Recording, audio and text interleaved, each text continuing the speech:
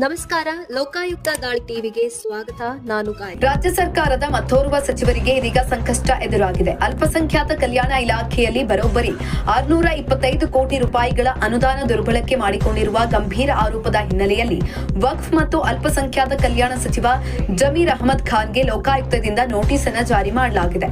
ಅಲ್ಪಸಂಖ್ಯಾತ ಕಾಲೋನಿಗಳ ಅಭಿವೃದ್ಧಿಗೆ ಮೀಸಲಾಗಿದ್ದ ಕೋಟ್ಯಾಂತರ ರೂಪಾಯಿ ಹಣವನ್ನ ನಿಯಮ ಬಾಹಿರವಾಗಿ ಬಳಸಲಾಗಿದೆ ಎಂಬುದು ಸಚಿವ ಜಮೀರ್ ಮೇಲಿರುವ ಪ್ರಮುಖ ಆರೋಪ. ಸರ್ಕಾರದ ಆರ್ಥಿಕ ಇಲಾಖೆಯ ಯಾವುದೇ ಪೂರ್ವಾನುಮತಿ ಪಡೆಯದೆ ಗುತ್ತಿಗೆದಾರರ ಜೊತೆ ಶಾಮೀಲಾಗಿ ಈ ಬೃಹತ್ ಮೊತ್ತದ ಕಾಮಗಾರಿಗಳನ್ನ ಹಂಚಿಕೆ ಮಾಡಿ ಹಣ ದುರ್ಬಳಕೆ ಮಾಡಿಕೊಳ್ಳಲಾಗಿದೆ ಎಂದು ದೂರಲಾಗಿದೆ. ಇನ್ನು ಅಲ್ಪಸಂಖ್ಯಾತ ಕಾನೂನು ಅಭಿವೃದ್ಧಿ ಹೆಸರಿನಲ್ಲಿ ನಡೆದಿರುವ ಈ ಬೃಹತ್ ಹಗರಣದ ಕುರಿತು ಜೆಡಿಎಸ್ ವಕ್ತಾರರಾದ ಪ್ರದೀಪ್ ಕುಮಾರ್ ಅವರು ಅಗತ್ಯ ದಾಖಲೆಗಳೊಂದಿಗೆ ಲೋಕಾಯುಕ್ತಕ್ಕೆ ಅಧಿಕೃತವಾಗಿ ದೂರು ಸಲ್ಲಿಕೆ ಮಾಡಿದ್ರು. ಇನ್ನು ಸಚಿವರ ವಿರುದ್ಧ ತನಿಖೆಯನ್ನು ನಡೆಸಿ ಕ್ರಮ ಕೈಗೊಳ್ಳುವಂತೆ ಆಗ್ರಹಿಸಿದ್ರು.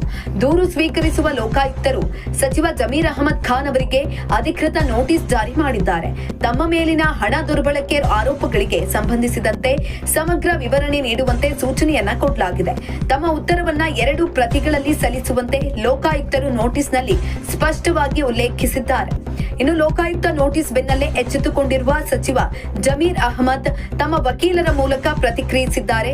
ದೂರಿನಲ್ಲಿರುವ ಆರೋಪಗಳಿಗೆ ಸಂಬಂಧಿಸಿದಂತೆ ವಿವರವಾದ ಉತ್ತರ ಹಾಗೂ ದಾಖಲೆಗಳನ್ನು ಒದಗಿಸಲು ಇನ್ನಷ್ಟು ಕಾಲಾವಕಾಶ ನೀಡುವಂತೆ ಜಮೀರ್ ಪರ ವಕೀಲರು ಲೋಕಾಯುಕ್ತರಿಗೆ ಮನವಿಯನ್ನ ಮಾಡಿಕೊಂಡಿದ್ದಾರೆ.